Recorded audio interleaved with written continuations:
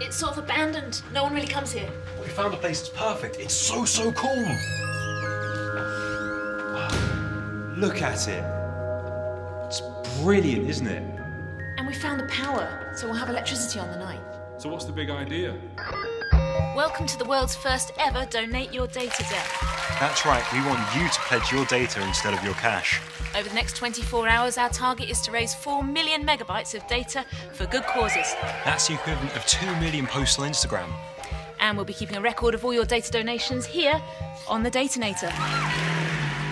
It's going to be huge. We're hoping to get people donating their data from all around the world. And what are you going to do with all this data?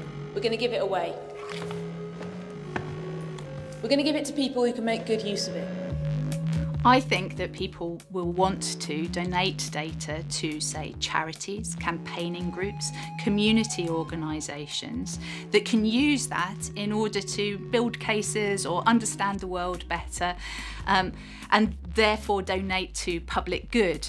I think that they'll want to see what kinds of studies get done and want to see the outputs of those studies. But I think that we can get into a very positive mindset about the way in which data about us is used. Your data has immense value in terms of the value for you as an individual, in terms of understanding more about yourself, making better life decisions, in terms of the ability to donate it and share it with society, but also in terms of cash value to you as well. There's a billion-dollar marketplace, you just can't participate yet. 50,000 megabytes of data. We're absolutely smashing it. Don't forget you can donate your data by using the Donate Your Data button on your mobile. And you can decide what data you want to give and which courses you want to support.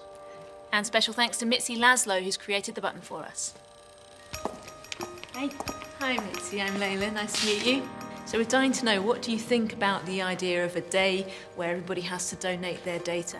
I think it'd be super cool, and I would hope that it was bigger than a day. I would hope that every day people would be involved in how their data is used. So what is the button? You can't donate something if you don't have it. So the button is a ceremonial click, and you click it, and we deliver your digital identity to you. We don't know what our digital alter egos look like, and if you do it for one person, it's just Mitzi being annoying with customer service, and if we have a group, and the bigger the better in this case, there's more pressure to really deliver that data in a way that's useful for us. And don't forget, we'll be keeping a record of all your data donations here on the Datanator. Hey, Oz. Hey, how are you? Thanks for coming down. That's all right. Props. Yeah, that's what we do. There you go. Oh, this is cool. 1 million megabytes of data donated. That is superb. Thank you. And don't forget that all this data that you're donating is going to good causes. And here to help us celebrate this landmark achievement, please welcome to the stage Oz Ismail.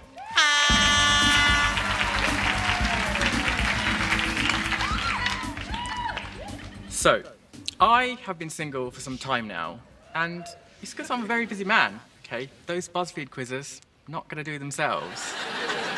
I really like doing those quizzes, okay? They've told me so much about myself, like how I'm exactly 38% human disaster, and if I was in Friends, I'd be Monica. Giving Tinder a go. Now, I don't have a lot of luck on Tinder, because as a scientist and a germaphobe, my flirtation technique equates to giving out sexual health advice like a public service. So companies that offer services on the web, whether it's Tinder or Facebook or Google, and those kinds of companies are mostly collecting profile information about you. It's data that you have supplied to those organisations. And then all of the interactions that you have using their service. So it might be who you like, right? Or what kinds of posts you read on Facebook. They collect that in order to get a better understanding of who you are. Because the data is so valuable, they're incentivized to collect as much as possible. So even though you think you might be on an app like Tinder and you're sharing particular types of information, they'll be in the background trying to pick up lots more information about you in terms of things like location on your phone, and maybe buying in data as well from other companies to try and get as full a profile of you as possible to then build that value. And the value for them is basically to try and give you better services or get you to spend more money. But the problem at the moment is that's opaque. You can't really see what they're collecting and how that's being used. And don't forget that all of this donated data is going to help good causes. Hi, I'm Layla. Paris. Nice to meet you. Hi, I'm Layla. Hey, Sarah. Hiya. So what have you got planned? A performative dance piece about social media. Nice, looking forward to that. What about you? I'm going to be saying my name over and over again. Excellent. So I actually recently was delivering a series of internet privacy workshops to a group of primary school children. Just, you know, strong passwords, how to spot phishing scams, that kind of thing. And what I learned from this experience is that I am much older than I think I am. All of my references terribly out of date. None of these 8-year-olds had ever been on Facebook, and one of them actually had to ask me what an email was. It got me thinking, what would happen if a hacker came into my social media account? What are they actually going to take? My incredibly embarrassing high school photos, or those 5 kind of funny jokes that I posted that one time? I've never really used social media to actually build anything, at least not of value to me. So I guess the hacker's just going to have to settle for, what, my email address, my password, my phone number, a couple of answers to some security questions.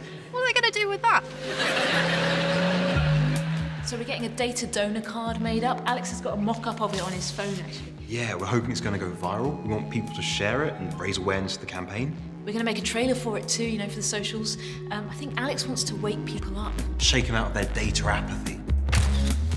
Okay, so I think if we move them in a little bit, then we should probably be able to get both in shot. That's it, yeah. Hi. Oh, sorry. Go again. Hello. Do you know who controls your data? Wake up, people!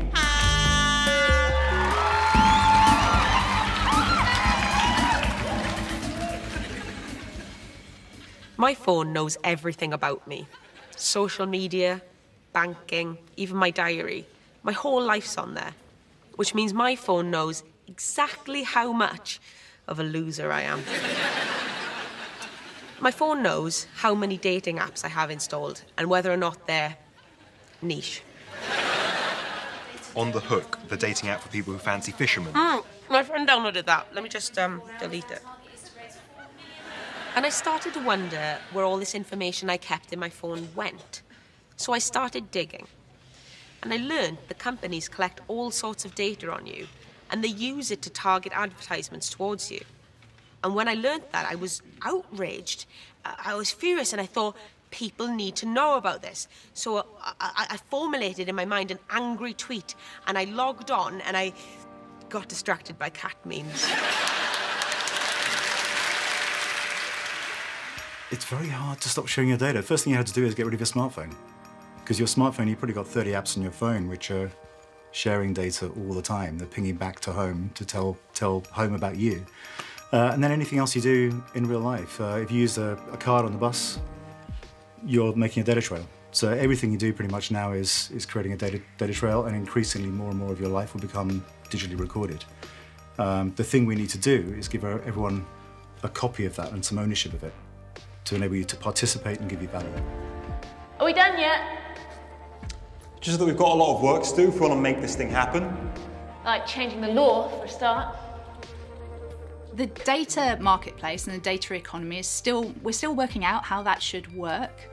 And it has been a bit of a Wild West, as things are when we don't really know how to regulate or control a sector. But gradually we're learning what kinds of controls need to be in place. So the General Data Protection Regulations is one of those sets of controls that is being put into place to help regulate that kind of data economy. We can build a far better society once we get the system right. The problem with the system at the moment is it's slightly broken, and it makes good people do bad things and also enables bad people to do bad things. If we fix the system, we can make a much, much better society. So when are you going to make this happen? Well, the problem is you can't actually donate your data. Because you don't actually control it. Until you actually control your data, You can't really donate it. which means you might have to work together to make this a reality. But it'll be worth the effort, as long as he leaves his horn at home.